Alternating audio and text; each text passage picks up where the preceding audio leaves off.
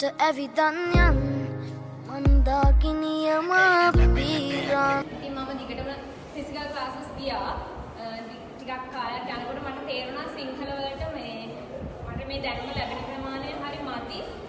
මම ඊට වඩා දැනුම ලැබෙන තැනකට මම යන්න ඕනි කියලා. ඉතින් ඒක නිසා තමයි ටිකක් හොයලා බලනකොට මට යාළුවෙක් මාගෙන් චතුරංග සර්ගේ කන්ටැක්ට් එක හම්බුනේ.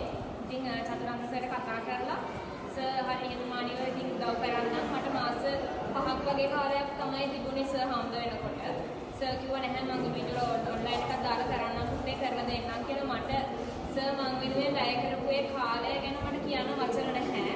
හරිම කැපවීමෙන් හරිම උමනාවෙන් අපි රැයට මේ රෑ 12 ඒ වගේ ටයිම් එකකට ක්ලාස් දාගෙන සර් හරිය මහන්සියෙන් මෙතන ෆිසිකල් ක්ලාසස් කරන අනිත් පැත්තට ඇවිල්ලා මට ඔන්ලයින් ක්ලාස් එක කරලා දුන්නා.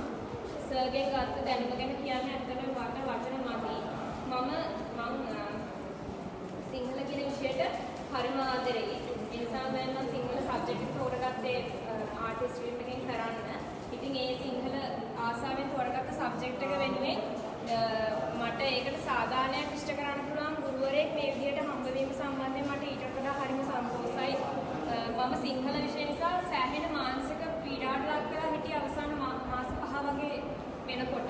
මොකද මට ලැබෙන දැනුම මදි නිසා. ඒ වුණාට මම සර්ගේ ක්ලාස් එකට ජොයින් වෙලා සර් ඉතින් මට සර් හරිම පිළිවෙලයි. සර්ගේ වැඩ හරිම නීට් හරි විනයක් ඇතුව තමයි ආගේ වැඩ පිළිවෙල එයා කරගෙන යන ක්ලාසස් වල මම අදවත් කල්පනා කරන දෙයක් මම ඔන්ලයින් ක්ලාස් එකට ජොයින් වෙච්ච පළවෙනි දවසේ ඉඳලා දැන් එක්සෑම් දීලා ඉවරලා මාස 6ක් ඒ වුණාට අදවත් මට කල්පනා වෙන දෙයක් තමයි මම ඔන්ලයින් ක්ලාස් එකට ඇවිල්ලා සර්ගේ මෙච්චර දැනුමක් ගත්තා නම් ෆිසිකල් ක්ලාස් එකට ඇවිල්ලා ළමයින්ට කොච්චර දැනුමක් ගන්න පුළුවන්ද කියලා. මොකද දැනුම් සම්භාරයක් සිංහල විෂය සම්බන්ධයෙන් තියෙන මිනිස්සෙක් මේ ඔයාලට ගන්න.